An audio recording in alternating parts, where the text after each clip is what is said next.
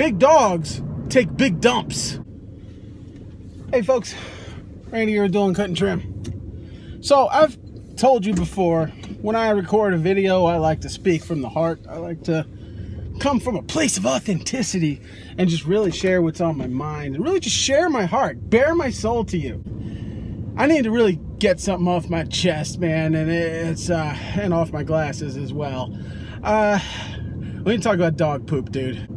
Turds, pookies, dookies. I mean, you know, I like dogs, okay, but I don't like dog poop. I mean, if it wasn't for the fact that my son's allergic, I would have a dog. I would have a big one. A big dog that takes man-sized dumps.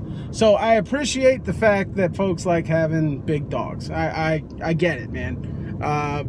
You know, I would have been one of you. I was literally a week away from buying a dog when we found out that my son was allergic. And believe it or not, at least in my house, humans are more important than animals. So we decided to keep my son and not get a dog. I know some people may have gone the other way on that, but he's a good kid, so we kept him.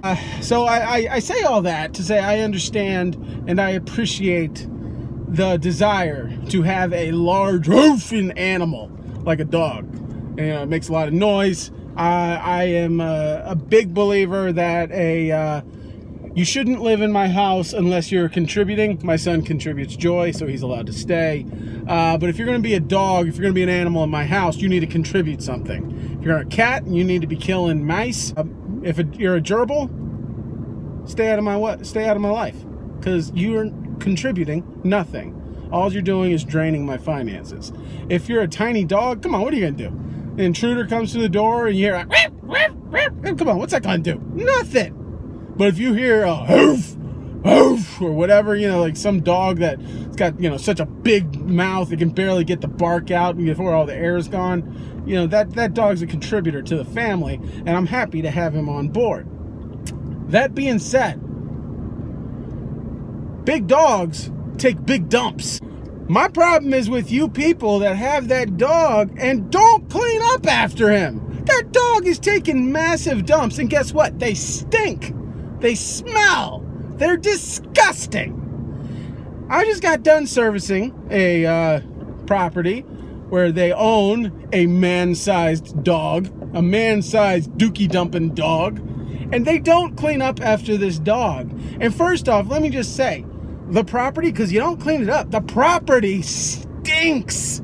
I mean, it smells so bad on this lawn. Like you ever hear about like people like in North Carolina and they're like, oh yeah, it was such a bummer when the pig farms came in because, you know, they just literally spray pig poop out of a hose and it stinks. This yard makes you think of that. It makes you feel bad for those people. You can smell the yard as you get close to it. When you open the back gate, it's like it's I don't even know. It's almost like you're walking. It's like a porta potty without the water in it, is what it smells like in their backyard. And there's poop everywhere. Now, I am a American citizen and I believe in the free right to do whatever you want. And if you want to have a massive dog taking massive dumps in your backyard, go for it. And if you don't want to have it, you don't want to clean it up, go for it. If you want your relatives, or I mean your neighbors, to think that they're living next to some natural habitat that can't be touched and has to leave the poop on the ground, go for that, man. If that's you, enjoy yourself. I hope you like it. But I gotta tell you, bro, I don't like it. I ran my trimmer through, count them, well, don't count them, I'll just tell you, 6 piles of man-sized dumps. They were just sitting there, and a couple of them were fresh. Like one of them, when the log split open from the power of the trimmer, like steam came out. That's disgusting. That was fresh, man. It wasn't even like it was an old one. It was disgusting. I ran through so much. My tires, they are black tires on my mower. Those black tires are brown right now. Brown. And it's not like from the dirt, if you know what I'm saying. It's from Lucy's Dookie Doos, you know what I mean? It's disgusting, man. So gross. So I said all that just to say, how do you handle the dog poop situation? Generally, I don't care. I honestly just kind of deal with it, and you know, if I get annoyed enough, I might like wipe my boots off on your sidewalk, which you can't even tell. But like generally speaking, it doesn't bother me. But just for some reason today, I was just like, oh, you're so disgusting. So what do you do? Comment below, let me know, because man, that you know, actually I was discussing it with my office manager today. I don't know if I've mentioned I have an office manager. We were actually talking about, I'm not kidding, we were literally talking about opening up like a second business, or maybe just a part of doing cut and trim, I don't know, like dog poop removal, you know, scooper, pooper, scooper, picker, whatever, I don't know.